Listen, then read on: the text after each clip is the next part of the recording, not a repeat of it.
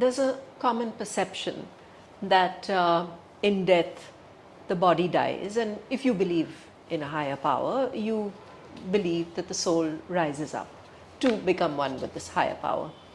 What happens to the mind? Is the mind passed down through generations? It's a very, very interesting question, and I think this largely comes from which cultural tradition you're approaching it. Clearly, a lot of these thoughts don't fit the Anglo-Saxon tradition and way of thinking.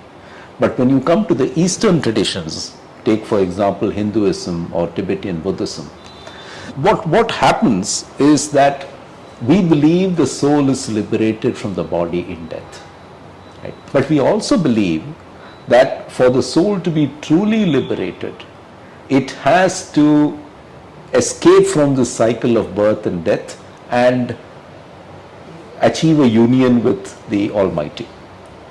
And that's moksha, or that's the ultimate, it's the pinnacle of what everybody can aspire for.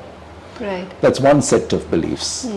We have another belief that the soul goes through various journeys and stages after it leaves the human body. And I think we just saw a couple of days ago that when Queen Elizabeth died, there were two rainbows. One which was captured in some part of England, and the other was captured outside Buckingham Palace. And there was even another photograph of a cloud formation and sunlight in the shape of her face. And people felt that this was her sort of beaming over her nation as it happened, as she was passing on.